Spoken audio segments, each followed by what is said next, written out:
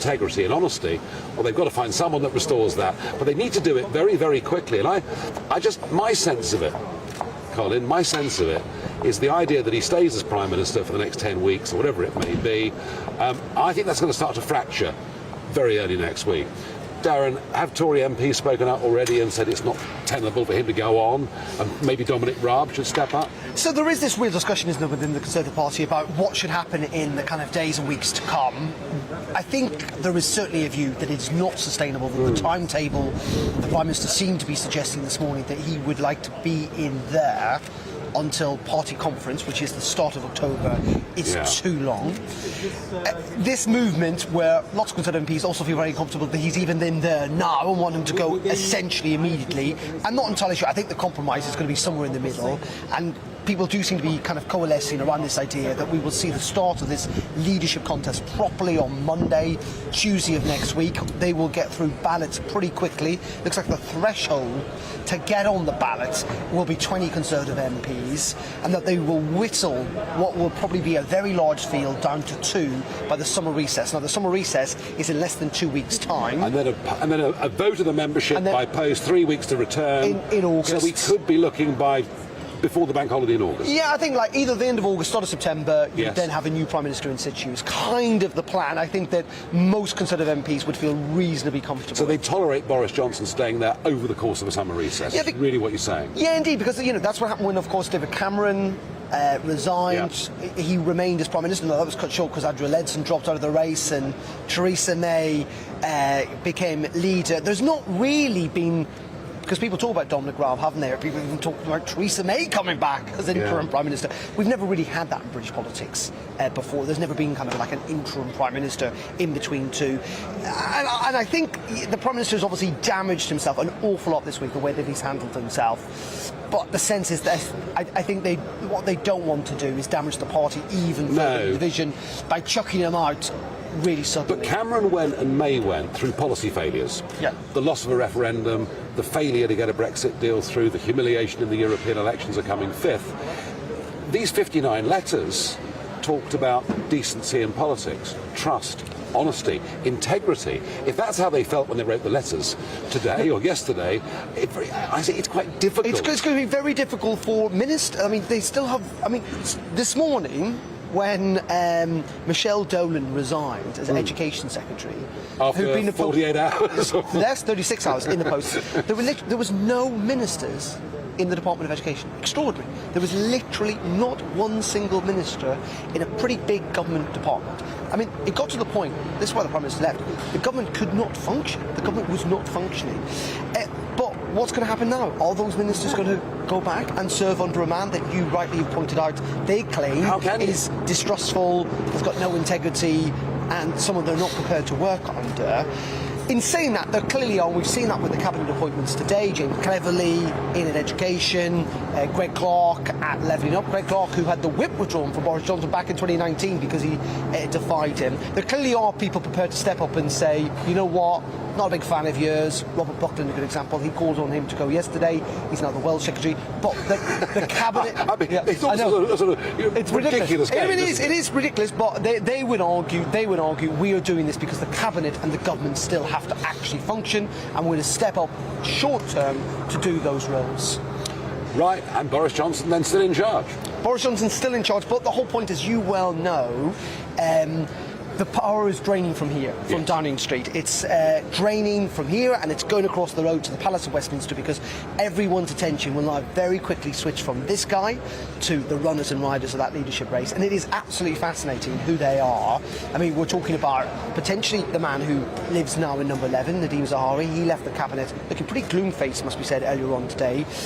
Rishi Sunak is currently the favourite, it seems, amongst the general public at least.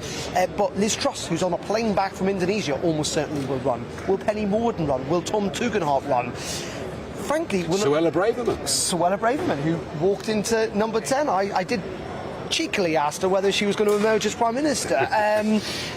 But the problem for lots of these candidates is, maybe it's a problem, maybe it's not, is frankly lots of the public don't know them. I mean, when Suella Braverman walked down the street to number 10, when she left those gates, I'm sure most people have no idea so who she is. She walked through the protest, no problem. No idea who she is, and yet there's an expectation on her part that she could be Prime Minister in a couple of months. It does seem quite extraordinary. There will be a lot of candidates, but they will get whittled down pretty quickly, I reckon. No, they will. And one of the things Boris Johnson said was it was a very eccentric decision to get rid of a Prime Minister, not just because of his achievements, but because, despite months of sledging, to quote Boris Johnson, they were still, and being in the midterms, only a few points behind in the polls. So maybe that's a good moment to bring in Joe Twyman from Delta Poll. Joe, the snapshots of polling that I saw over the last few days indicated that over half of 2019 Conservative voters did now want the Prime Minister to resign. Yes, that's right, and that's a reflection of the broader trends that we've been seeing in a lot of the polling, whether it comes to the question of whether Boris Johnson should resign or whether it comes to the question of simply how well or badly he's doing in his job. In Delta Poll's most recent polling, which took place just before the crisis of this week, we saw that more than half of current Conservative voters believed that the Prime Minister was doing a bad job. And that is bad in absolute terms. It's also bad in relative terms, because Keir Starmer's approval ratings on the same metrics were much, much higher.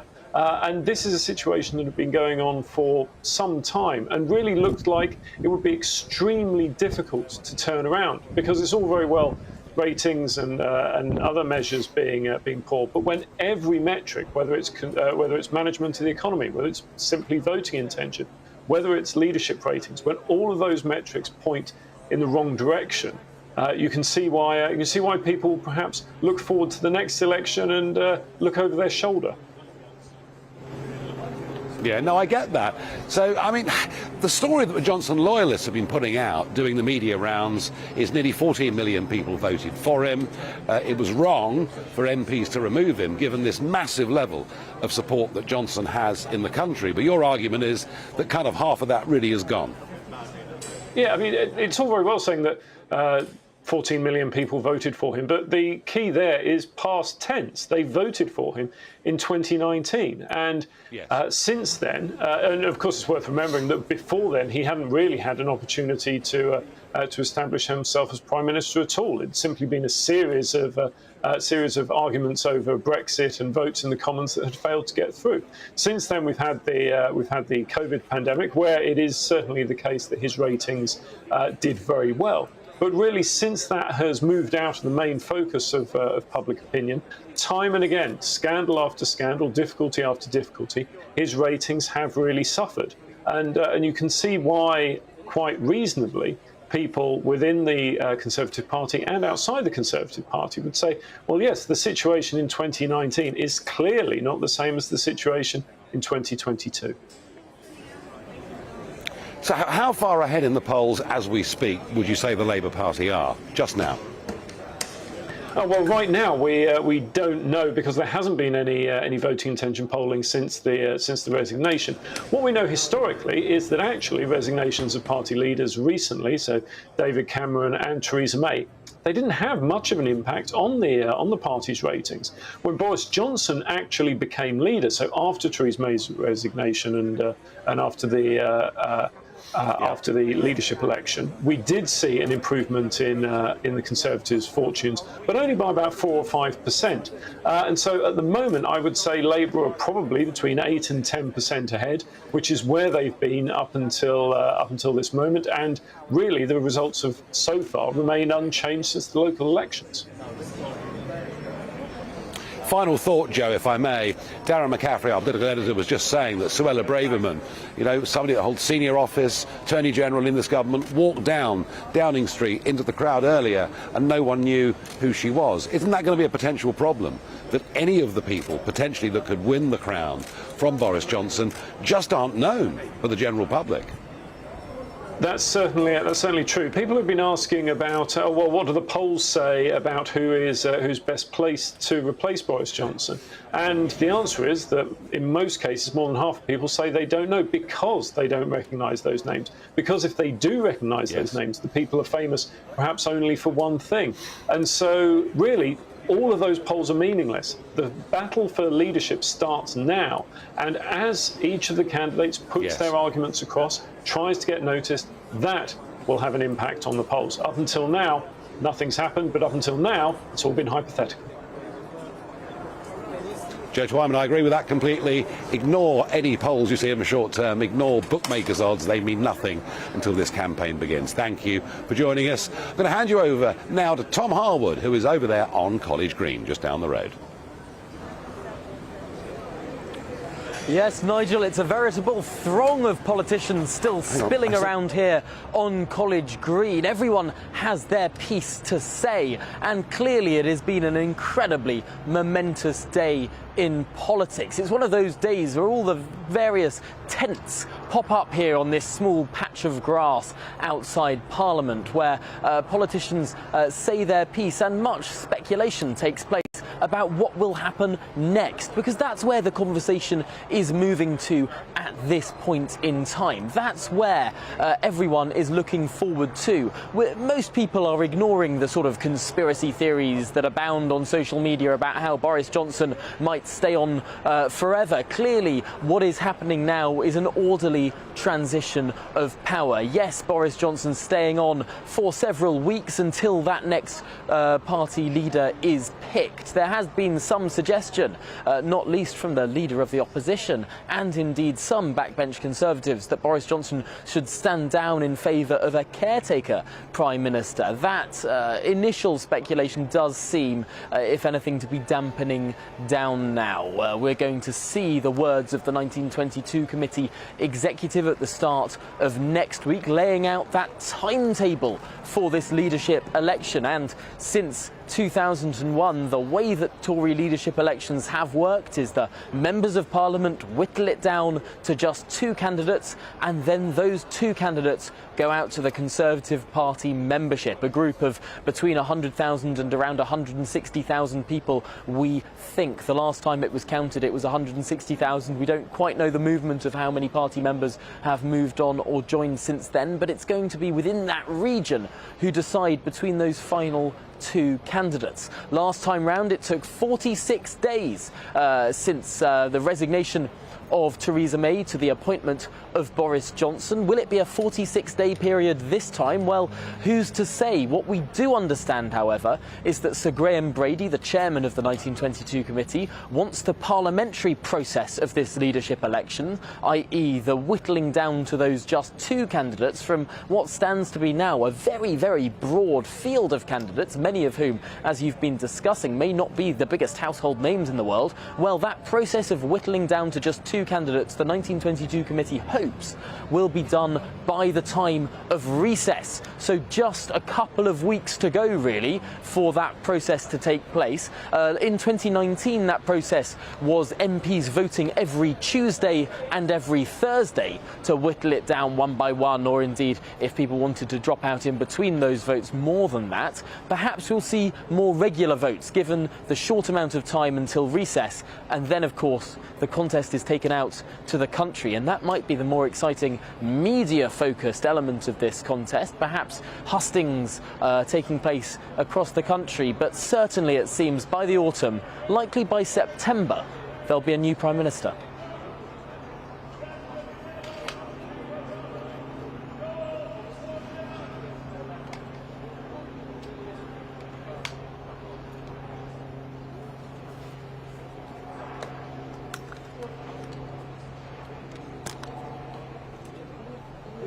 Coming. What is the kind of expectation there among Conservative MPs about what may well happen in terms of the candidates, the number of votes they're going to get, the supporters that are currently behind them, and just how quickly and where the membership might be on the final two?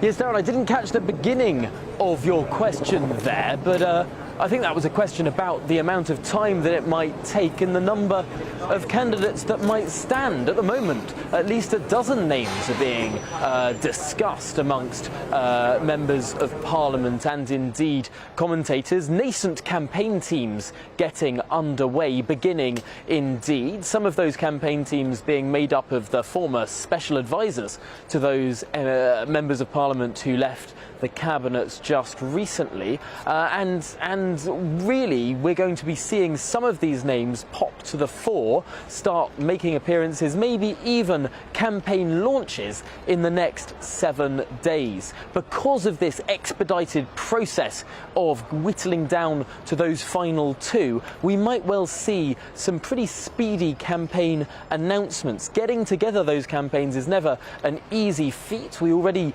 know that various MPs are putting their backing publicly behind some potential candidates, but in terms of the big beasts, those who have the strongest chance of getting down to those final two, perhaps we should be expecting some leadership campaign launch events as early as next week. So thank you very much indeed, just on the road there. Nigel, it is interesting, isn't it, that, you know, for all the criticism of Boris Johnson about his integrity, there were also lots and lots of criticism about what he stood for. You know, I've said this repeatedly, you know, we knew what Thatcherism was, we knew what Blairism was. You might not like it, you might agree with it, whatever. No one really quite understood what Johnsonism was, beyond levelling up. Well, I mean, I felt all the way, by the way, I still don't know what that means. Yeah. You know, it just means making the country better. Is levelling up giving opportunity? Is it spending money? None of that's been really made clear to me. I think the point is this: he was elected on a very conservative ticket and governed in a very liberal way.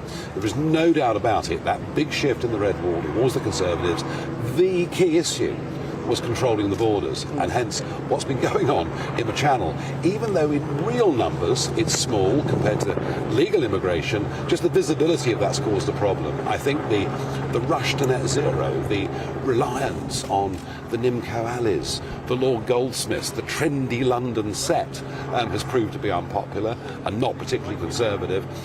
But I think there's a bigger thing here. You know, Brexit wasn't just about leaving the European Union. Brexit was about saying we've had enough of this cosy club in London telling us how we should live our lives. And I remember when I formed the Brexit Party, the slogan we used in those European elections wasn't even about the EU. It was change politics for good. And there was this hope and optimism that a new kind of politics would come. And I think he had a majority of 80. And Boris looked like, he looked so unconventional in many ways, and yet we've returned, I think, in this 2.5 years, to a chumocracy of, in the main, very entitled, very privileged people. It looked just the same, really, as the Cameron years. So is there anyone that, when you look at that list of names, not everyone's declared yet, is there anyone who ideologically grabs you, who you think, you know what? Well, I tell you what, I mean, you know, traditionally, I would have said Priti Patel, because I think she does believe in small states. Yeah. But I think she's probably too damaged, frankly, by the cross-channel crisis. You can't keep telling people... She's also broken the ministerial code. Yes, that's quite common these days. And then I looked at Zahawi and I thought, well, that's really interesting. He comes from outside that Eton octopus. How can so many prime ministers have gone to one school? I mean, it is, frankly, ridiculous. I looked at Zahawi, but I tell you what I found really interesting in the last few days. And she may well have walked down Downing Street and not been recognised, but Suella Braverman seems to be the only one potentially running in this race who wants to take us out of the ECHR. Because I don't see how we deal with the Channel. I don't see how we deal with 11,000 foreign criminals living on Britain's streets that should have been deported unless we deal with that problem of the European Convention on Human Rights and the Human Rights Act. And if Suella Braverman throws that into the campaign early next week, that's going to be very interesting. Also really fascinating is we thought today we were going to get a big speech on the economy. That's what was planned until obviously everything fell apart. The House of Cards came crashing down. There will be pressure, I think, and the Prime Minister might want to leave a legacy now. He always alluded to that this Rishi Sunak that was holding him back from cutting taxes. But at the same time, would make an argument that now is not a time to cut taxes. Do you think we might get to that stage now over the summer where he'll go, you know what? I think 5% VAT is going to come off fuel duty, and I think that's going to happen pretty quickly. And people will see that on their household bills when they get them in September, October this year. Yeah, that would be something he can do. But I still get back to that question earlier. You know, the Conservative MPs will allow Johnson a couple of quiet days, but by Monday, do they really still want him to be in charge for the next 10 weeks, having used the words they have about him? I think there's more conflict to come. Yeah, no, I don't think the political drama is at an end today. And we heard, of course, from Sir John Major, saying it was unwise to keep Boris Johnson in Downing Street. Dominic Cummings, again, taking to Twitter saying, I'm sure lots of viewers don't like these characters at all, but he was saying, you know, he will burn the place down if he's allowed to stay in there. Do you think in any way... I think that's being a bit unkind. Do you think there's any sense, though, that he still thinks there's a chance? Well, he probably thinks he'll do a magnificent job over the next 10 days. He'll be seen as beating Putin in the war in Ukraine. He might visit Kyiv again. Who knows? He might put his name back in for the leadership contest. We hadn't considered that. Now, I mean, look, I think realistically, he'll want to go out in some way on a high. Yeah. He will want to try and do something. I think some of these comments from Major and others are pretty unkind. I disagree with Johnson quite strongly on the policy direction that he takes things in, but I also do acknowledge that he did get Brexit done. It's not perfect by a long shot. And a lot of people still like him. But we did get it over the line. A lot of people out there still do like him. But to those people, those GBNews viewers and listeners who feel outraged, as many did back in 1990 when Mrs. Thatcher went, there are people out there feeling outraged at what's happened, but I would just remind them, that little conversation I had with Joe Twyman from Delta Poll earlier, over half of Conservatives who voted for them in 2019 have given up. It was time, the party had to move on, and you know, the circumstances by which a Prime Minister is removed are always difficult, always personal, always unpleasant. OK, we're going to stick with you, Nigel. Stay there. We're going to go and speak, though, to Professor Steve Fielding. He's Professor of Political History at the University of Nottingham. Steve, good afternoon to you. Thank you very much indeed for joining us. First of all, your thoughts on today. We must not forget this is an historic day in British politics. I've stood on this street and seen 3 Conservative Prime Ministers resign in the space of, 6 years. It's pretty incredible. Well, yeah, you say it's historic. It doesn't happen very often, but you've just made my point. Really, it actually happens quite frequently. Very true. It's not as uncommon as you might think. It's a familiar kind of sight to see a Prime Minister, maybe slightly teary-eyed, with some regret, bringing their humanity to the podium and talking to the country. So yeah, it's unprecedented. I think, however, in terms of. This is a Prime Minister who still has a majority. His party still has a majority of 75 seats. He won one of the best Conservative election victories. I mean, as he pointed out, he's probably the most successful Conservative leader since Thatcher. And here we are. I think that the drama of that decline and that demise and how to account for it, that's going to keep people writing books and thinking for ages. And what did you make of his speech today? Some people quite critical of it. What were your thoughts? Well, I mean, for a Boris Johnson speech, it was quite well organised. It was relatively modest, but there was one little bit in it that I thought it betrayed him and how he really saw things, and possibly a reason why he's in the mess or became in this mess and brought in this mess of Partygate and whatever. And that's when he referred to the herd instinct, to the herd turning against him. And he didn't really explain why that might be. He didn't talk about Partygate or anything like that. But he referred to, and I'm presuming it's his own colleagues, MPs, as the herd. And beyond them, there are a lot of people out there who actually have wanted Boris Johnson to resign, not just today, but months ago. And believe that he was a liar, he couldn't be trusted. And he's kind of like talking about the people as a herd. And I think that betrayed the kind of fake populism that Boris Johnson really sort of embodied. In 2019, when he talked about levelling up, getting Brexit done, he seemed to be a real populist, somebody that could go over the divide between the two parties, their natural supporters. And he did win some of those red wall seats. But I think that little comment just suggested the reason why Boris Johnson fell, and the reason why the Conservative Party is in trouble now because it hasn't lived up to the promise that Boris Johnson outlined in 2019. Okay, and just very quickly, Steve, just before we let you go and we bring in some Nigel's views, just in terms of the future, the Americans call their president lame duck when power starts to seep away. We call them caretaker prime ministers. What's your sense of where the party's going to go next? Do you think they're going to try and wrap this up pretty quickly? I think so. I mean, there are so many Conservative MPs who are very unhappy with Johnson being in as a caretaker for 3 months. I'm sure they'll try to truncate the process. Maybe there might be a deal between the two final MPs rather than go to the members, and that's where all the time will be taken up. Then maybe they'll do a deal amongst themselves, because the longer they're associated with Boris Johnson, the more contaminated. Fascinating stuff. Professor Steve Fielding, thank you very much indeed. The Professor of Political History there at the University of Nottingham. Fascinating, isn't it? Nigel, you know, in the end, we talk about this, there's a lot of people who still like Boris, but there are a lot of people who feel he's done quite a lot of damage to the Conservative Party and its brand. Oh, I think that's right. And I think that's why this had to happen. I think, number one, trust, integrity, decency, truthfulness, that's big. But also on the policies, which is the thing that really upsets me. They've gone so far away. High taxes, big state, immigration running at record levels. I mean, there's a list as long as your arm of things they've done that just aren't consistent with what people expected. I heard what Steve said. There was no humility in the speech at all. Just the herd, these idiots. The eccentric decision. Yeah. They all turned against me. They're all fools. And he sort of trumpeted at what he saw as he saw his achievements. Do you know what? I just feel.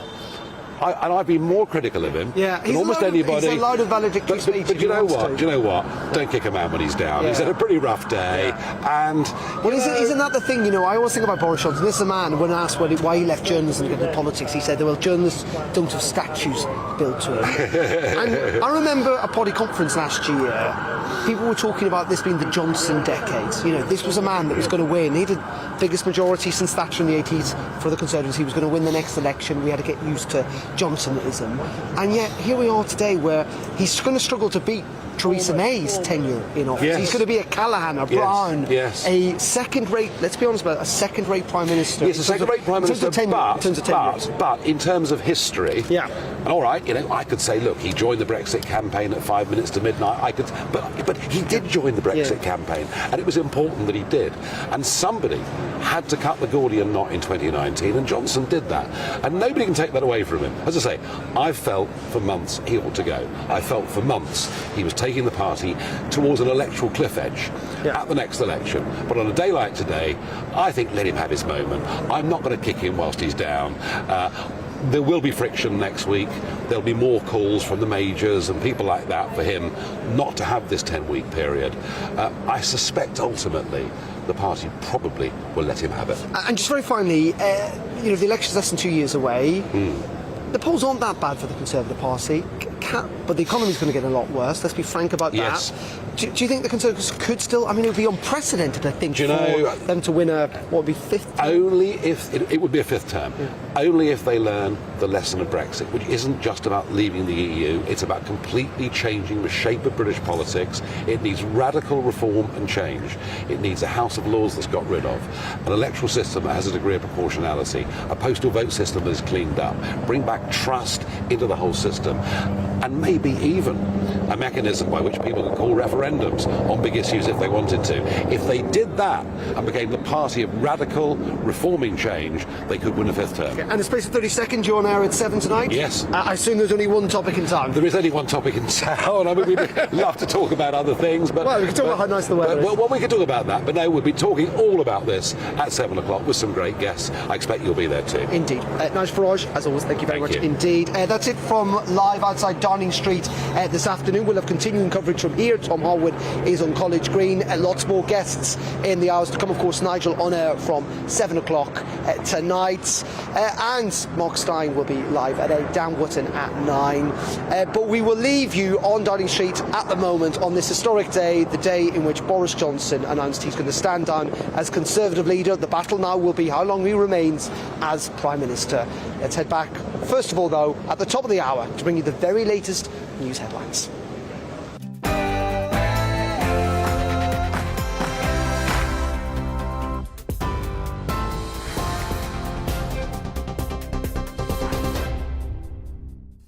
Good afternoon. It's just gone 5 o'clock. Here's the latest from the GB newsroom. Boris Johnson has resigned as leader of the Conservative Party. Addressing the country outside Number 10, he said it is clearly the will of his party. He also said he was deeply saddened to be giving up the best job in the world, explaining he fought to remain because he felt it was his duty. The decision to step down follows 3 days of government revolt that's seen almost 60 MPs, including 5 cabinet ministers, quit. Boris Johnson says he will continue to serve as Prime Minister until the party chooses his successor, which is expected to happen by October.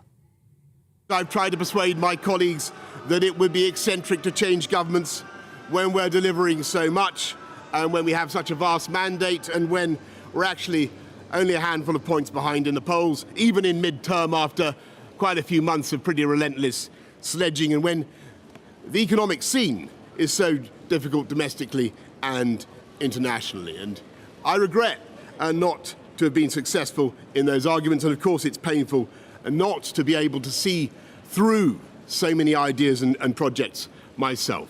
But as we've seen at Westminster, the herd instinct is powerful. When the herd moves, it moves. And my friends, in politics, no one is remotely indispensable. Well, within the last hour, Boris Johnson has tweeted his thanks to the British public, saying it was an immense privilege to serve as their Prime Minister. He also pledged to continue serving in their best interests until his successor is in place. Boris Johnson's leadership had come under increased scrutiny in recent months following a number of scandals. He tried to protect former MP Owen Paterson, who repeatedly broke lobbying rules by attempting to overhaul the MP's standard system. He also faced cross-party criticism for attending gatherings in Whitehall during lockdown, for which he was fined in April. And most recently, he was found to have promoted MP Chris Pincher to the Tory Whip's office, despite being aware of previous allegations of sexual misconduct. Well, a cabinet reshuffle has been underway to replace those who've either resigned or been sacked. Kit Malthouse has been appointed Chancellor for the Duchy of Lancaster, the most senior position after the Prime Minister. James Cleverly is the new Education Secretary, Robert Buckland, the new Welsh Secretary, Shailesh Vara, the new Northern Ireland Secretary, and Greg Clark has replaced Michael Gove as Levelling Up Secretary, saying he'll do his best to provide stability in government. Meanwhile, former Technologies Minister Chris Philp has said he will return to government if required now that Boris Johnson has resigned. During his resignation speech, Boris Johnson referred to the UK's support for Ukraine as one of the key achievements of his premiership and vowed to support their fight for freedom for as long as it takes. In a phone call to Ukraine's president this afternoon, he said the UK would continue to supply vital defensive aid for as long as needed. He ended the call by praising President Zelensky, saying, "You're a hero. Everyone loves you." That as G20 foreign ministers meet in Bali in Indonesia this week for a meeting that will focus on the war in Ukraine. It'll be the first time foreign ministers meet Russia's Sergei Lavrov since the start of the invasion back in February.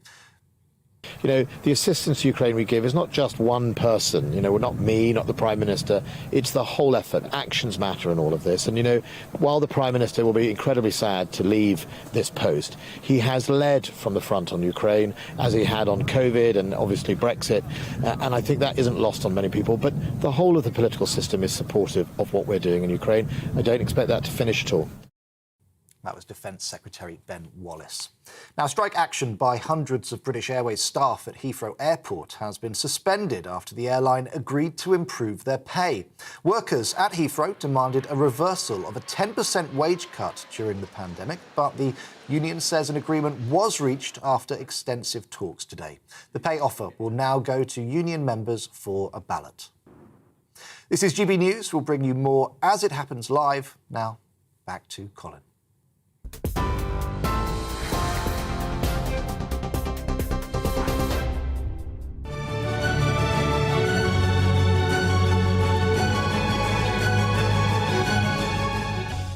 It's been quite a day. It took 59 members of his government to resign, letters of no confidence and cabinet members directly calling for him to go during a meeting inside Number 10. That was last night. This morning, a fraction after 9 a.m, Boris Johnson resigned as leader of the Conservative Party. He will remain as interim Prime Minister until a successor is chosen in time for the party's conference in October, though, of course, he may go sooner. Being Prime Minister is an education in itself. I've travelled to every part of the United Kingdom, and in addition to the beauty of our natural world, I found so many people possessed of such boundless British originality and so willing to tackle old problems in new ways that I know that even if things can sometimes seem dark now, our future together is golden. Thank you all very much. Thank you. Full version of that statement, if you want to see the whole thing, available on the GB News website. Well, in a tweet that was posted just over an hour ago, the Prime Minister, who will stay, as I say, leader of the Conservative Party until a new leader is selected, has said the following: I want to thank you, the British public, for the immense privilege of serving you as Prime Minister. I want you to know that from now until my successor is in place, your interests will be served and the government of the country will be carried on. Let's turn to our political correspondent, Tom Harwood, who's in Westminster still. Tom, welcome to you. I think quite soon you'll be talking to a former Health Secretary, whose name I'm sure you're about to share with us, but somebody I think is probably not unreasonable to say whose fortunes were cast into the outer darkness of politics, and it may be a measure of their return to the TV cameras on College Green, where you are, that they espy an opportunity in the demise of the Prime Minister.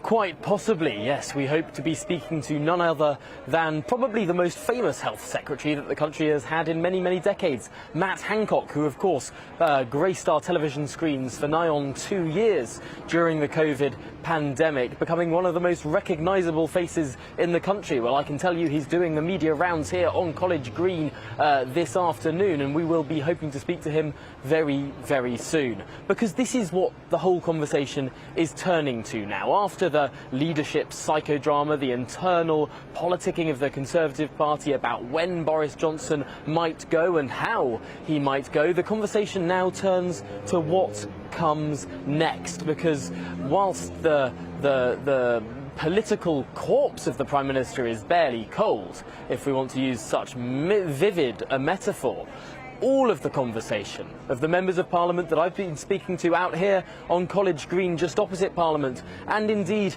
on the parliamentary terrace this afternoon in the corridors of Power 2, everyone is talking about what happens next. We will learn the timetable for the leadership contest early next week. Of course, we need to wait for the 1922 committee to elect its executive. As we were discussing yesterday, the executive was going to be elected before they changed rules to do with votes of no confidence. Well, now it's that election we need to wait for in terms of rules for the next leadership election. If it's anything like the last leadership election, and we can take that as a fairly solid guide, back in 2019, Theresa May resigned as party leader. There was a leadership election of the Conservative Party. It lasted around 45 days, and then it concluded with the election of Boris Johnson as Prime Minister, at which point Theresa May left Downing Street for the last time and Boris Johnson arrived. If we take that rough timescale,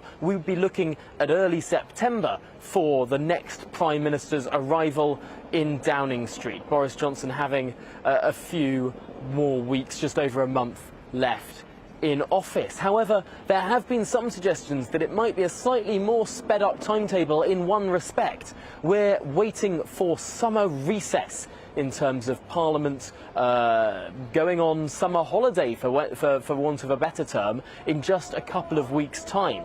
Many people in the 1922 committee want the parliamentary stage of this leadership contest, because let's not forget the way that the Conservative Party has elected its leader since 2001 is a two-stage process. First, MPs whittle down the field to just 2 candidates, and then those 2 candidates take it to the country, to the membership. Well, many members of the 1922 committee exec want this process, the first half, the MP process, to be done by recess.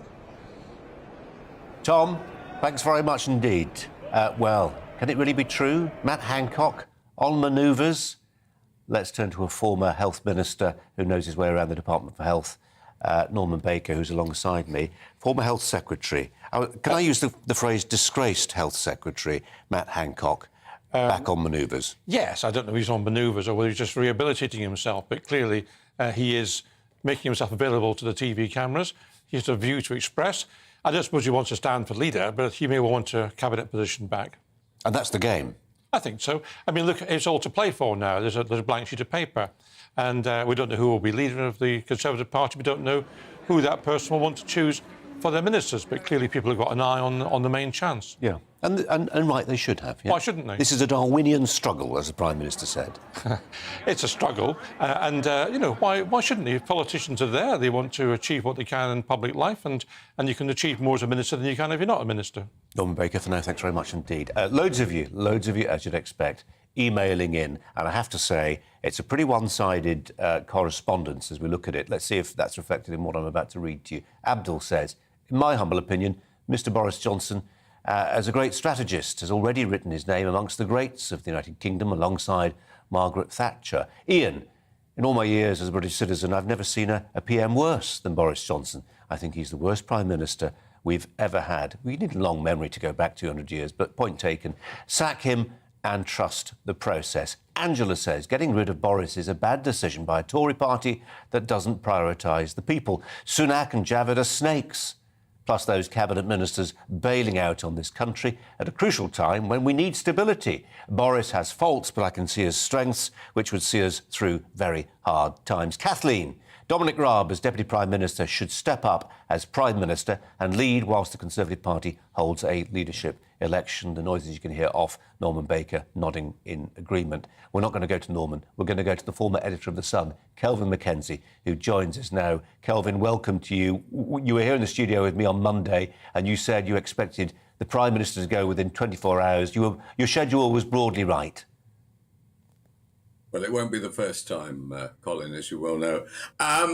It actually does make a change. I think, honestly, it's been a nightmare, an absolute nightmare.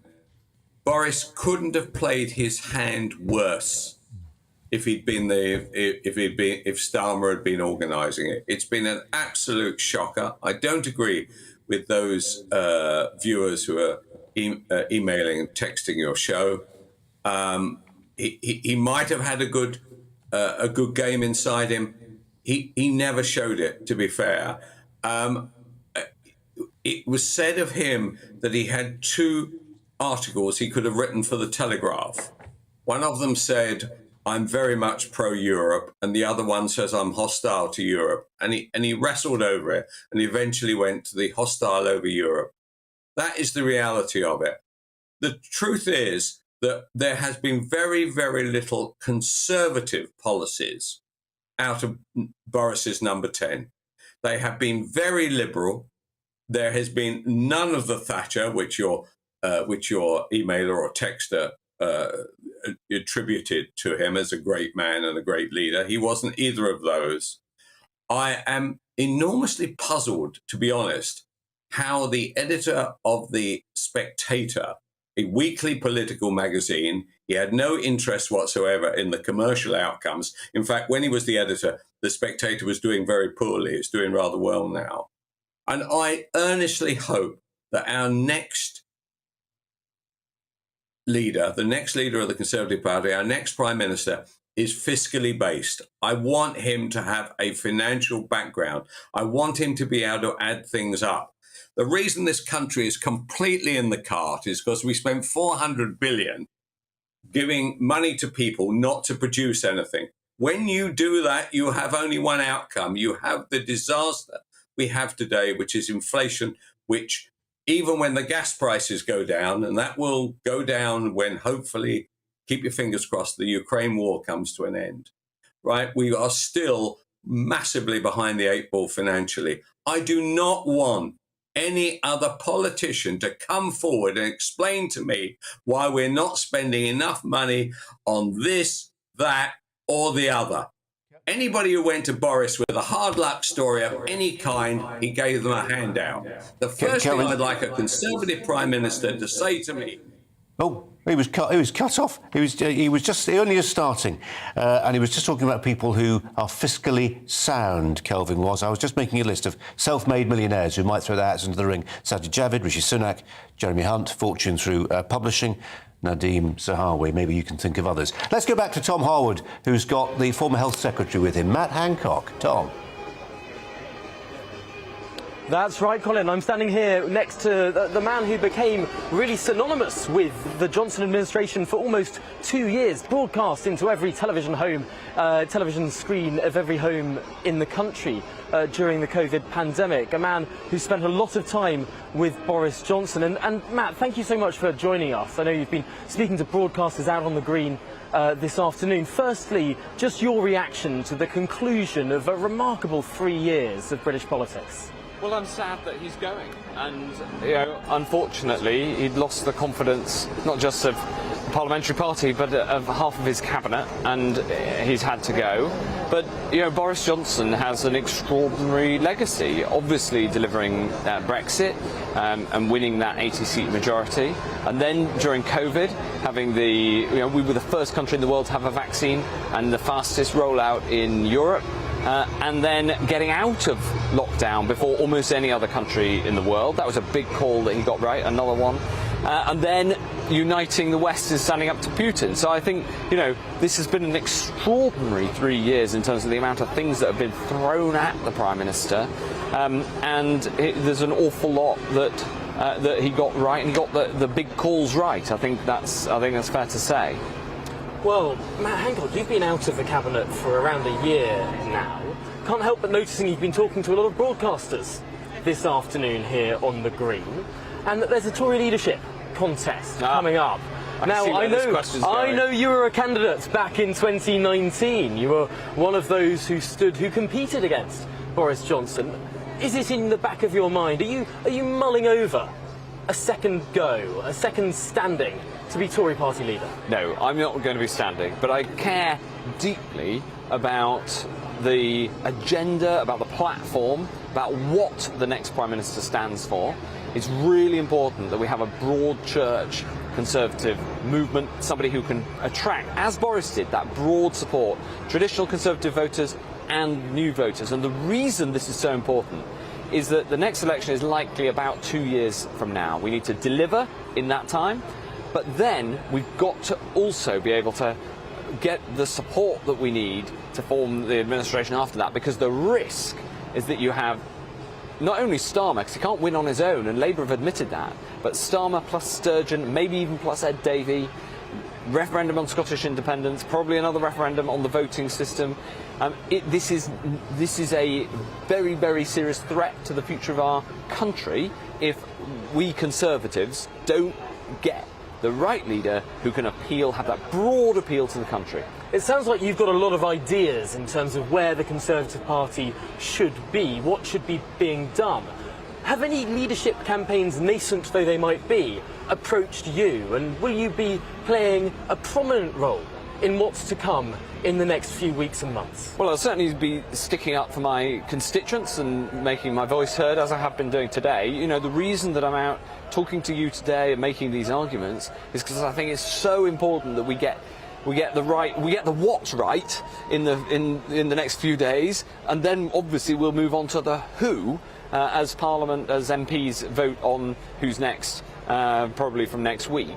And it's really important that we get that right from the start, because if we don't think about having that broad appeal to new and old Conservative voters and, attracting more, making sure that we're tackling the big issues now, like the tax cut that came through yesterday on tackling the cost of living crisis, making sure we deliver on controlling our borders, which is a big part of the promise in 2019, making sure that we, at the same time, have an attractive regime for the brightest and the best in the world. We've got to get that platform right that has a broad appeal and not just a narrow ideological platform. Well, Matt Hancock, somehow I think it's not going to be the last time we hear from you over the next few weeks. Thank you very much for joining us here on GB News. Really appreciate your time. Pleasure to be with you.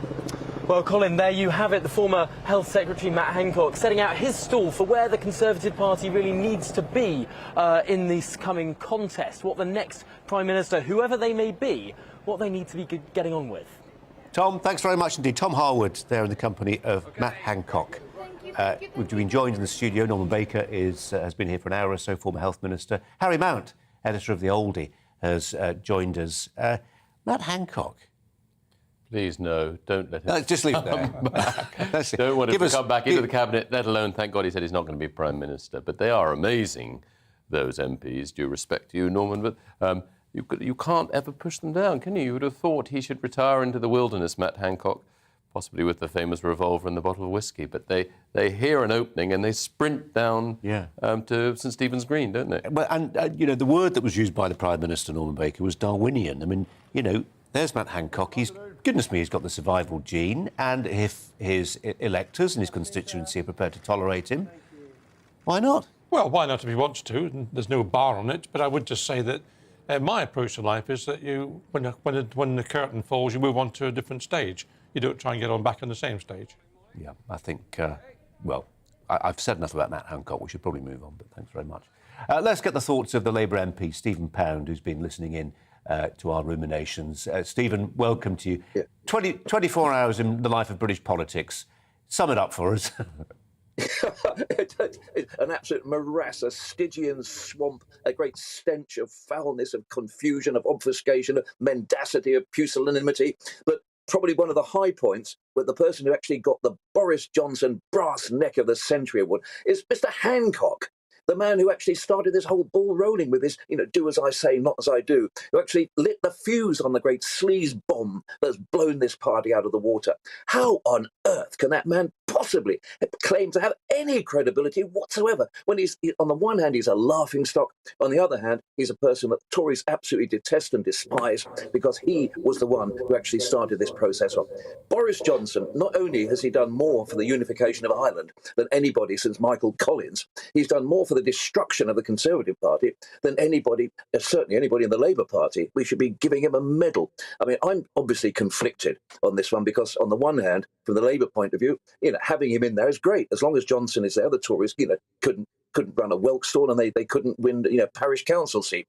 But for the sake of the country, for the sake of the nation, for the sake of what we look like abroad, what we look like on the international stage, what we look like in Kiev, what we look like in Moscow, people must be looking at us and absolutely throwing their hands up in despair.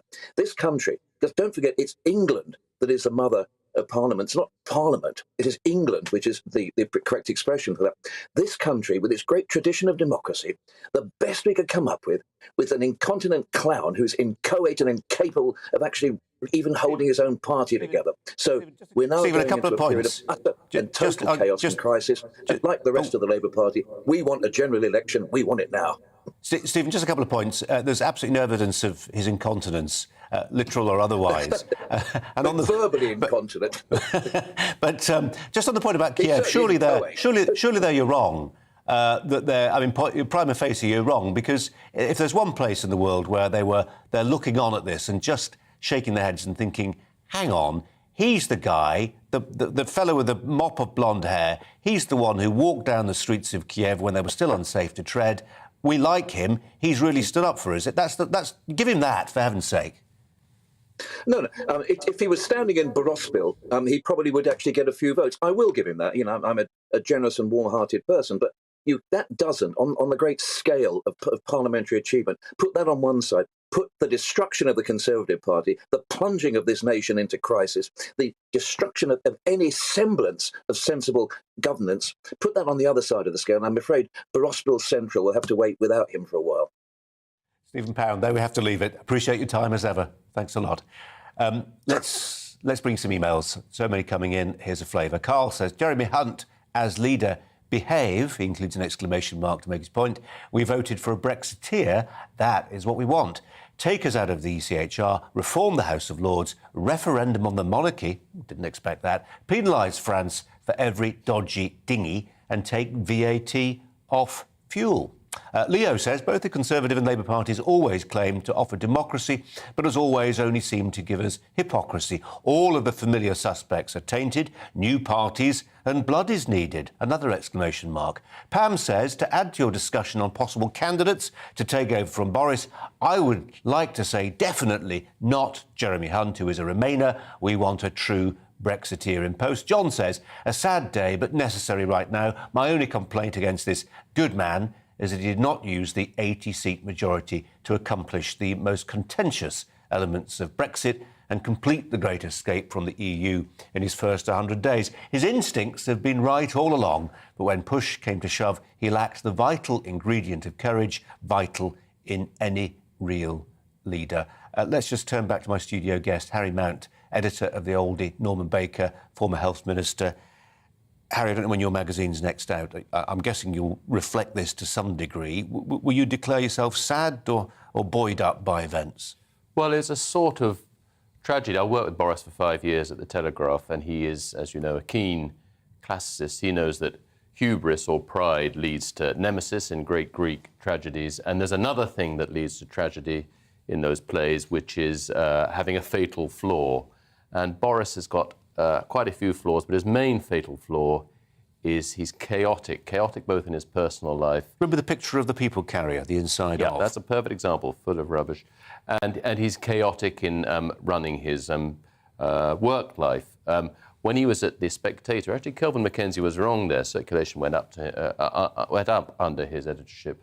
He had a very good deputy editor at The Spectator called Stuart Reid, who could do all the heavy lifting as well as a lot of the intellectual lifting. As Mayor of London, he had Kit Malthouse, who I see he's brought into the cabinet, and Simon Milton, who did a lot of the heavy lifting and a lot of the intellectual side of government. He didn't seem to have that when he came into government. He was depending on people like, all due respect, Nadine Dorries and Gavin Williamson. And it seems strange for someone who was happy to have these really capable people before. He appointed really not very impressive people. So this fatal flaw, like in a Greek tragedy, has brought his nemesis. Do you share that analysis, Norman? He had a fatal flaw or two. Well, I certainly had more than one fatal flaw. He was very narcissistic, I think, as part of the problem. We saw that in the statement today when he appeared to be saying he was a victim of some herd mentality. He didn't want to face the fact that 59 of his colleagues had resigned because he felt he was inappropriate for the job. That's an extreme reaction from 59 of them. You can't just wash that away. That's how it is. And actually, you know, some of your viewers are talking about the Brexiteer Remain issue. As Kelvin Mackenzie said, he had an article there in favour of the EU and an article against it, and he was tossed up which one was best for him. That was about what was best for him, not best for the country. I couldn't get a word in with Kelvin to challenge that. I will do, because you're here. Okay. It's easy to challenge you. But I know this legend is, and I'm sure, it happened. I'm sure it happened that he wrote 1 for, 1 against. But surely when he was... I mean, Harry, you'll know more about this than I will. When he was in Brussels writing for the Telegraph, it was straight bananas, this and that and the other. He was no fan of the EU for years. Yes, yeah. He was very good at taking a subject that then, to most readers, was considered relatively dull and making it interesting by sexing up stories about straight bananas, etc. But I think it's certainly true, that story of the two pieces, because he was trying to work out what would be better, possibly for the country, but also better for his career. Exactly. Okay. Gents, thanks both now. Let's see how Boris Johnson's resignation is perhaps being written about in other parts of the country, in the north, an area he won over, bits of it at least, in the 2019 election. We're joined by Chris Lloyd, chief features writer for the Northern Echo. Hi to you, Chris. As a journalist, these are the days you kind of live for a little bit, aren't they? What do you make of it?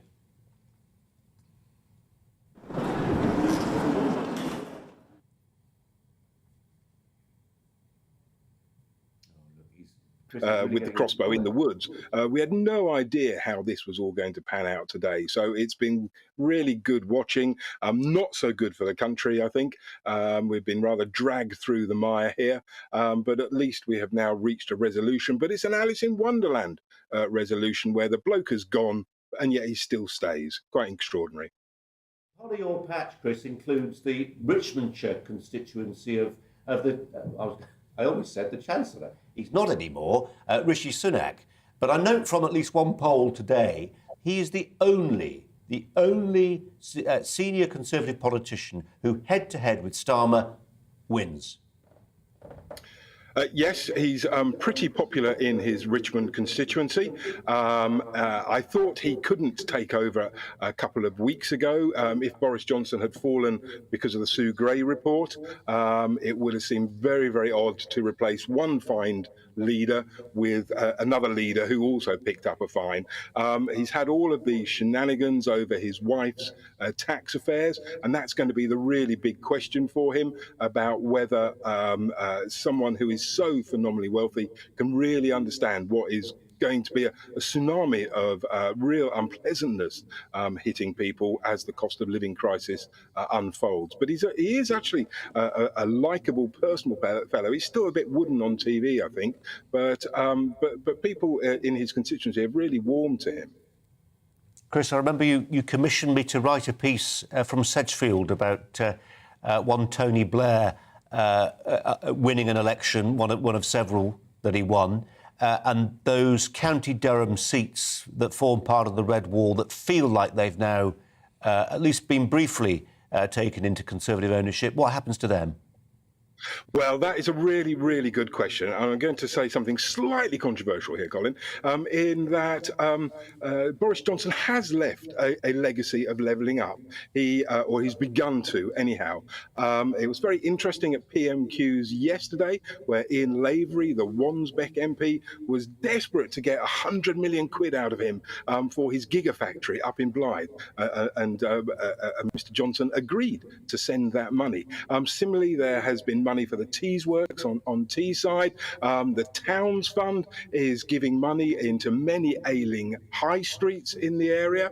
And then here in sunny Darlington, we have 1,500 Treasury jobs. I've been writing about moving civil servants out of London to these wonderful provinces for 30 odd years. And he has, to be fair to him, actually done that. And so it would be churlish for me not to give him an acknowledgement. He is leaving a legacy certainly in my neck of the woods, in a way that Theresa May and David Cameron's unfair austerity programme has not left a legacy on those Red Wall seats. Chris Lloyd of the Northern Echo. Chris, really appreciate your time as ever. Thanks very much indeed. Chris Lloyd making the point there about levelling up and a difference made, actually, when there's a reckoning.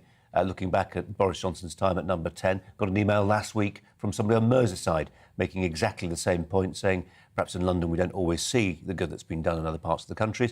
Andy says, what we don't want is a dull corporate Remainer type taking over the reins. It has to be a right of centre candidate with a pulse that can continue to challenge the Westminster status quo and build on what Boris achieved with Brexit. Daniel says, I've cancelled my Conservative Party membership. Daniel, silly, you'll not be able to vote in the leadership election, and I'll never vote for them again. Maybe not so silly. They are a pit of vipers who care only about themselves and not their members or the country. Boris got the big decisions right and should not have been removed. We did not vote for the 1922 committee. What a good line. David says, I, for one, will not forget or forgive anyone that helped to remove Boris. For all his faults, he is probably the best PM we have had since Mrs Thatcher. Bernard says, if the next PM is not a Brexiteer, then we'll have big problems. Joined for a final thought. No, we'll get some final thoughts in a wee while. First, let's get the news from Ray.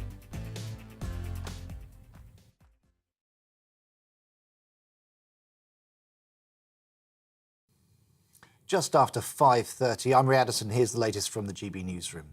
Boris Johnson has said it was clearly the will of his party that there should be a new leader. He announced his resignation outside number 10 following 3 days of government revolt that's seen almost 60 MPs, including 5 cabinet ministers, quit. Boris Johnson says he will continue to serve as Prime Minister until the party chooses his successor, which is expected to happen by October. However, former Prime Minister Sir John Major says it's unwise and unsustainable for him to remain in office for the next 3 months. It is clearly now the will of the Parliamentary Conservative Party that there should be a new leader of that party and therefore a new Prime Minister. The process of choosing that new leader should begin now. My friends, in politics, no one is remotely indispensable. I know that there will be many people who are relieved and perhaps quite a few who will also be disappointed.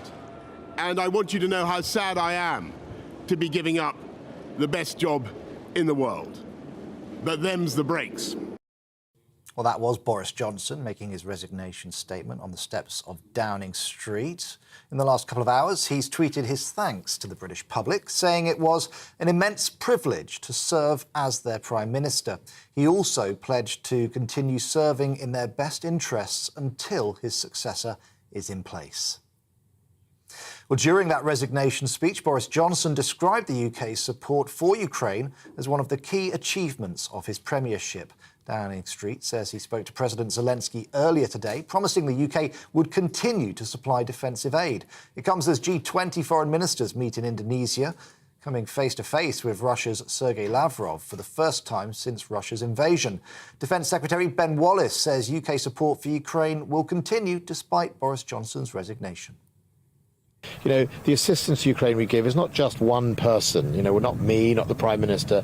It's the whole effort. Actions matter in all of this. And, you know, while the Prime Minister will be incredibly sad to leave this post, he has led from the front on Ukraine, as he had on COVID and obviously Brexit. And I think that isn't lost on many people. But the whole of the political system is supportive of what we're doing in Ukraine. I don't expect that to finish at all. And to other news, and strike action by hundreds of British Airways staff at Heathrow Airport has been suspended after the airline agreed to improve their pay. Workers at Heathrow demanded a reversal of a 10% wage cut made during the pandemic. But the union says an agreement was reached after extensive talks today. The pay offer will now go to union members for a ballot. On TV, online and on DAB+ radio, this is GB News. Now let's get back to Colin Brazier.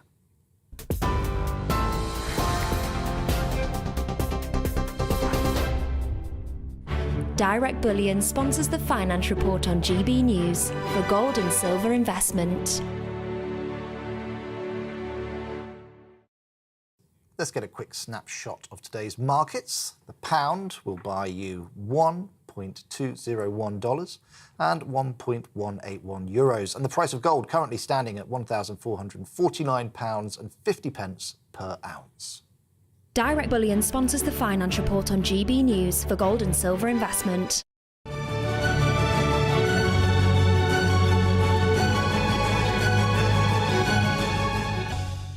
Well, with the UK in a cost of living crisis and a war in Ukraine, there may be a concern over the reliability of the government to continue to tackle some of the problems facing British people today. Earlier on, we asked the Minister for Small Business, Paul Scully, I presume he's still the Minister for Small Business, it's hard to keep up, what the PM's resignation means for the cost of living crisis.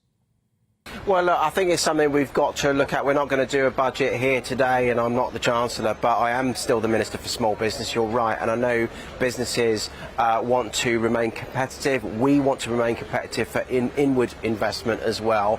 We want to make sure that risk gets rewarded for new entrepreneurs, and so all of those things are what I'll be looking for in a new leader. And obviously Nadeem Zahawi, our Chancellor, has run a business himself. He started and scaled a unicorn business in YouGov really successfully, so he gets that exactly what a business needs. So that's the appetite that we have to make sure that we can have the landscape now to grow ourselves out of the cost of living issues that are affecting people right the way across the globe, but especially here in the UK.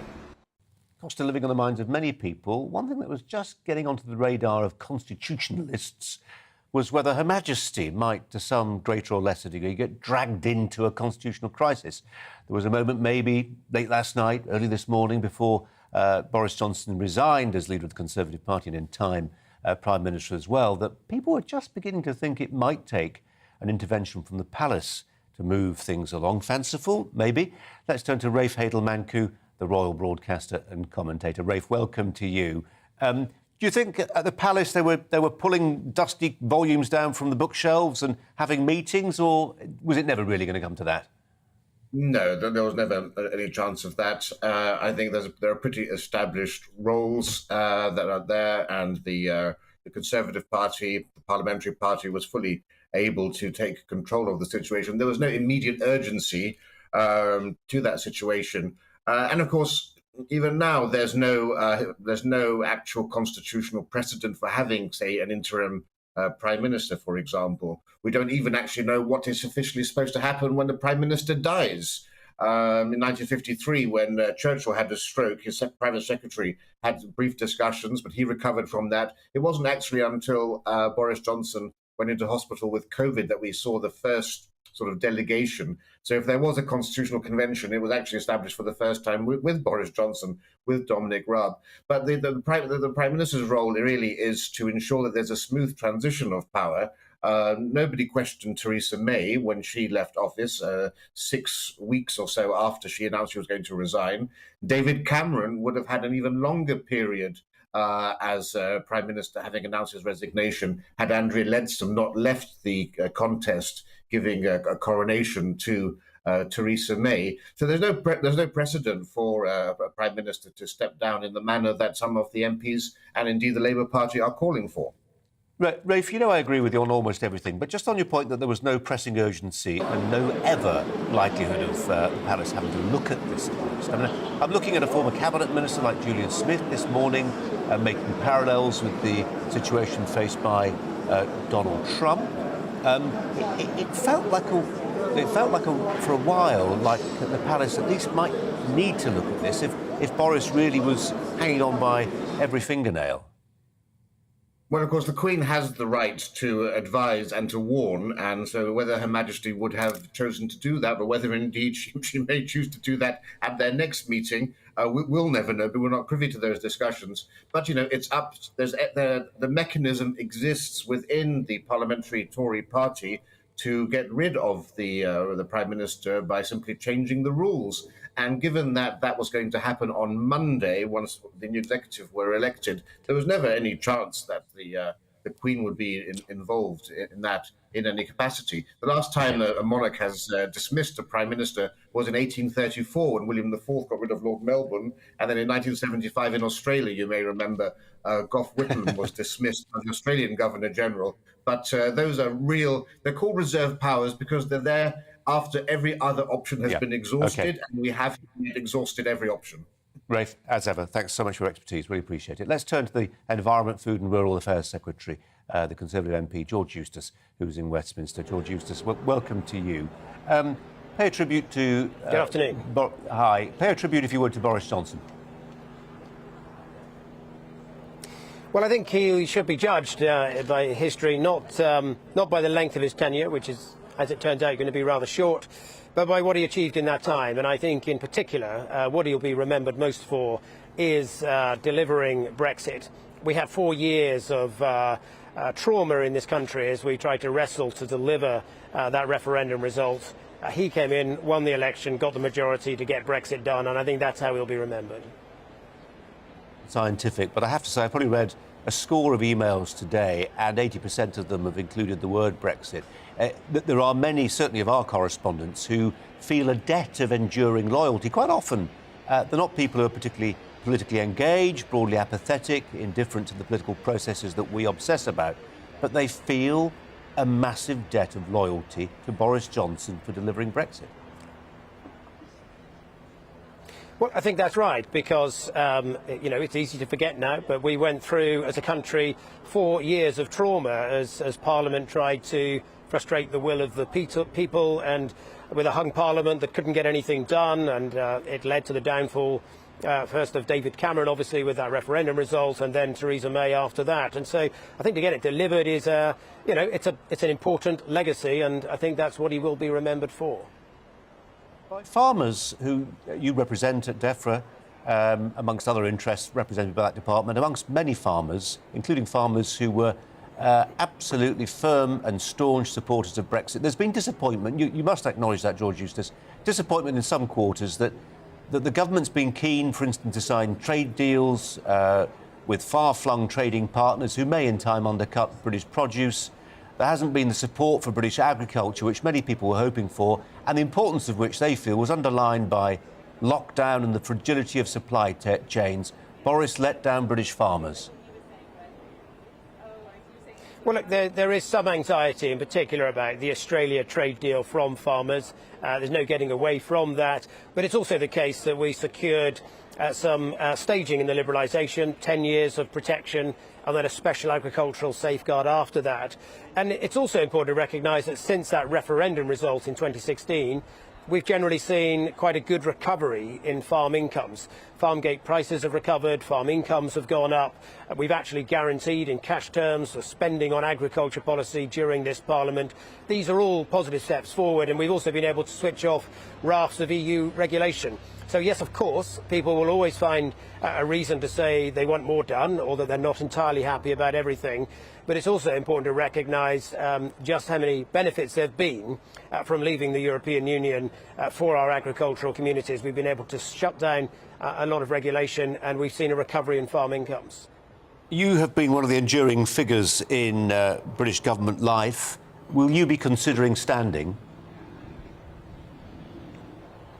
Look, I haven't considered any of this properly yet. It's probably unlikely. My general view is that those who covet the top job tend to spend years cultivating relationships and contacts with others in the party. I, for the last few years, have been very focused on my own department, the Environment Department, delivering policy there. But look, I like everybody else, I haven't had yet time to think about that. We've had a tumultuous sort of 48 hours, really, a lot to deal with, and I haven't turned my attention to those sorts of considerations. George Eustice, thanks so much for your time, really appreciate it. Norman Baker, former Home Office Minister, is alongside me here, Norman. We forget, don't we, that MPs are human sometimes. We think they're sort of political calculators, and they're not. And people will say, well, they would have thought that through. They would have thought whether there was no Prime Minister, would they throw that in the ring? Actually, when it comes to it, it's in the moment, isn't it? Well, we don't have a written constitution, of course, in this country, and that leads to people being required to follow precedent and to behave rationally and reasonably, and of course not everybody always does that.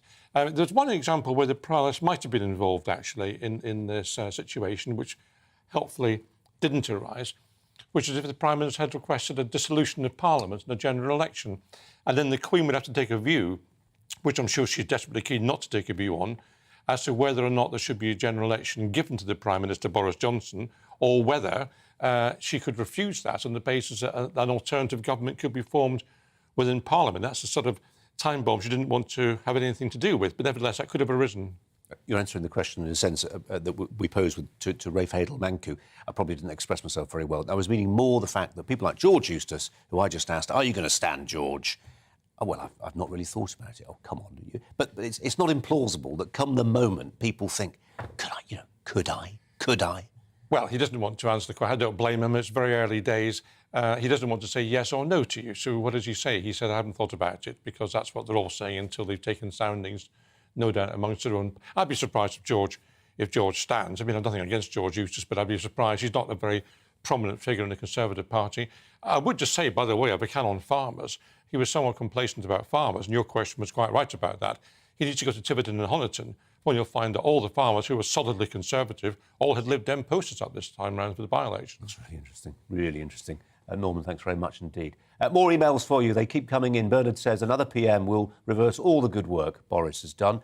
Vivian, I voted for Boris in the 2019 election. He seemed genuine and sincere and made me feel like he was one of us. But from his landslide vote, things changed drastically. He seemed to become complacent and trusted the wrong people. George, Boris is not the worst PM in recent history. That accolade belongs to Theresa May. She entered number 10 on a pledge to get Brexit done, but as a closet Remainer, she left a bad Brexit, which Boris inherited. At least Boris got us out.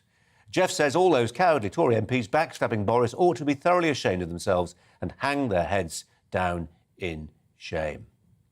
Well, during the Boris Johnson resignation speech, he listed some of his achievements, one of which, of course, was what he's done, as far as he sees it, and others too, to help Ukraine. Let's ponder on this with Robert Fox, defence editor of the Evening Standard. Robert Fox, welcome to you. There he is. Hi, Robert. Well, what do you make of it all? Well, I've known Boris actually in the past because we were on the Telegraph together, and I'm afraid the manner of his going was not really much of a surprise. Curiously, his resignation speech is one of the best speeches I've ever heard him give. You may not agree with it, but beautifully delivered, well thought out. And it's this sort of very odd thing about Boris, in absolute extremist, losing the job that he really loved and always wanted to do all his life. But he sounded astonishingly upbeat. And that was his great asset, I think, for Conservative Party campaigning. That's what he delivered. Do you remember that dreadful campaign in 2019? It was dreadful because the weather was simply awful. But there you got this ray of sunshine, this blonde mop of Boris really working the marketplaces in the north. That's an extraordinary thing about him. And the other thing that I think people get wrong about Boris, which I do know about him, actually, he really cared about Ukraine an awful lot. And, you know, he really thought about it a lot. And it was a very, very good combination between him and his defense secretary. Now I see being kept as one of the favourites, Ben Wallace. And when, you know, the history books are written 10 years and more hence, maybe that sense of proportion will assert itself, and his role in maybe the salvation of Ukraine and heading off Russian aggression might be more properly thought of then.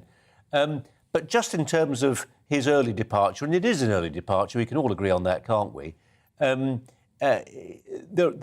see it in our emails. The number of people who invoke the role he played in getting Brexit done.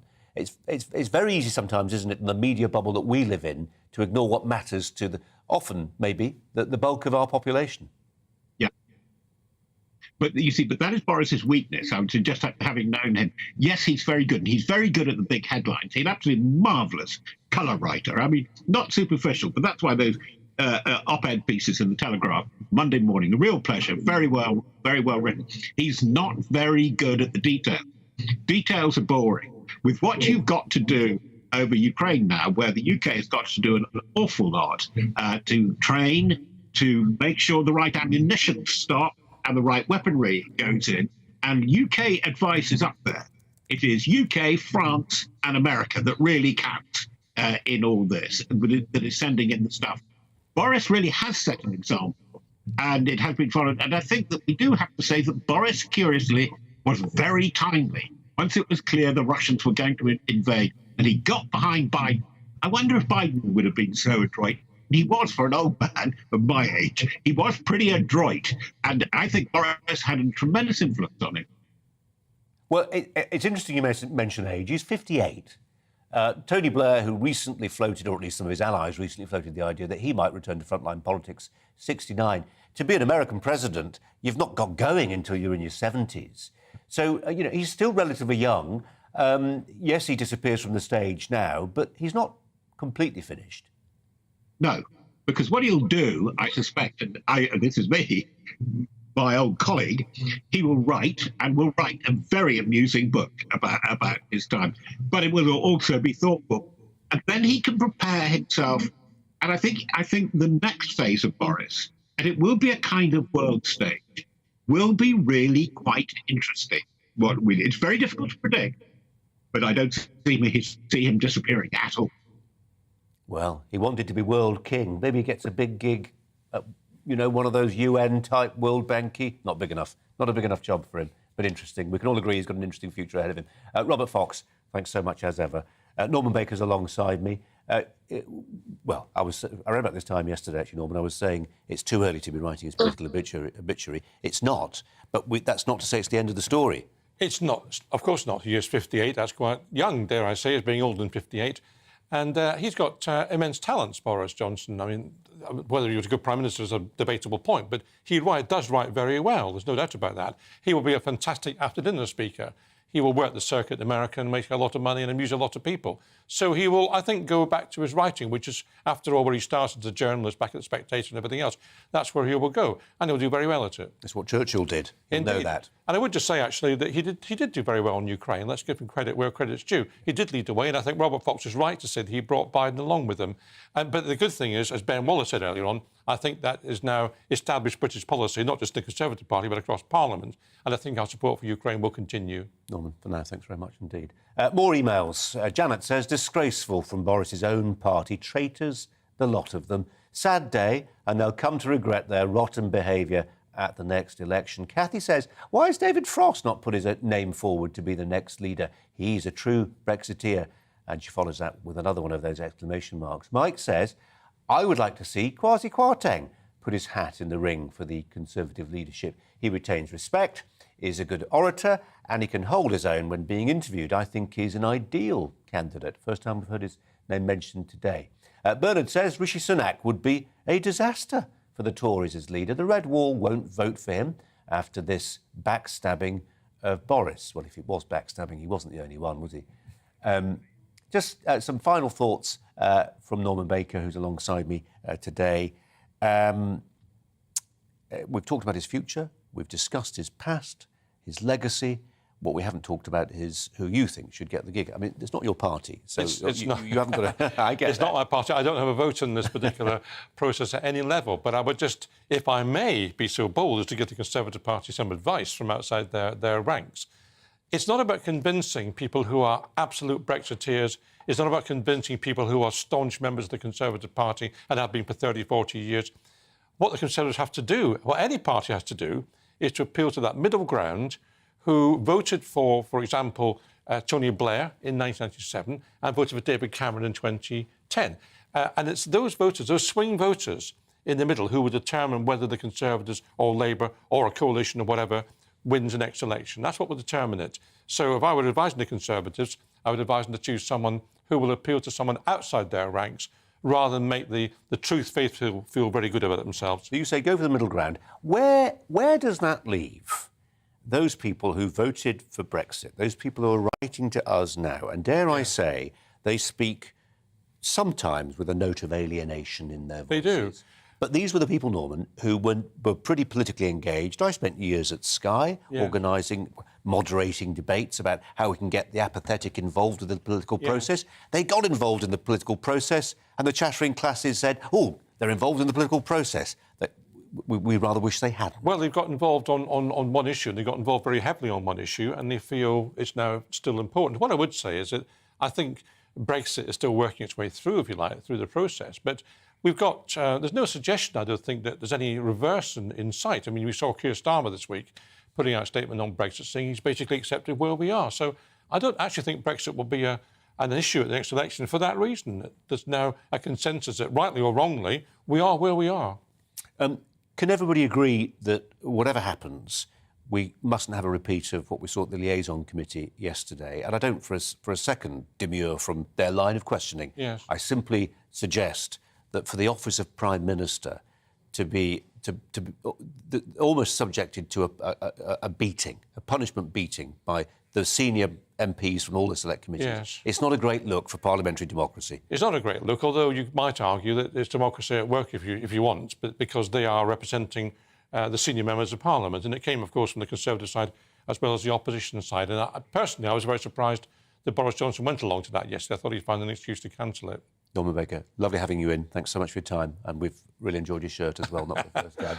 And we're going to end up on those pictures, live shots from Downing Street. We've got much more coverage coming up today. Michelle Dewberry and Nigel Farage is going to be anchoring from Downing Street, reflecting on the big change in British politics over the last 24 hours, trying to give you a sense of the history of the thing, what happens next, the processes involved, and the personalities too. That's all from me for now. Stay with us. Well done, guys. Actually, account would have. We are GB News. We're right across this great nation. On TV. On radio. On digital. Absolutely everywhere. We don't talk down to you. We embrace all voices with honest and civilised conversation. We are not part of the establishment. We're one of you. And we're only getting started. Join us on GB News, the People's Channel. Britain's news channel.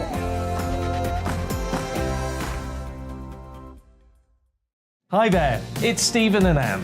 At breakfast from 6 a.m, you'll always be caught up with everything you need to know, the latest headlines, opinions and debates. We'll bring you the good news and the bad, but most of all, we're here for you. Remember, send in your views and let us know what you would like us to talk about.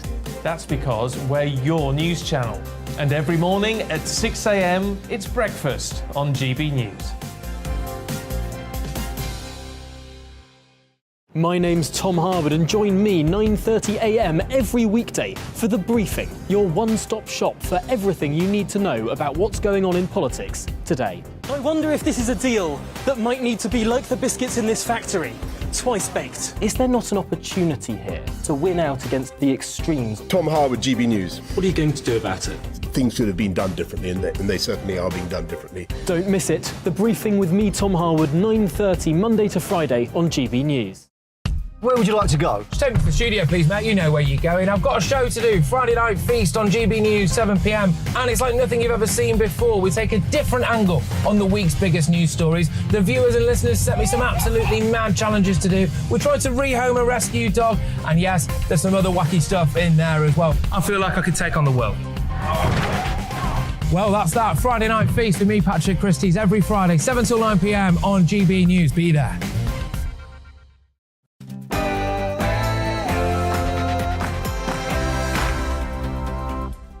Hello there, it's 6 o'clock. I'm Michelle Dewberry. This is Jubes & Co. Let's face it, tonight, there is only one story in town, the witch hunt. Well, it worked. What am I talking about?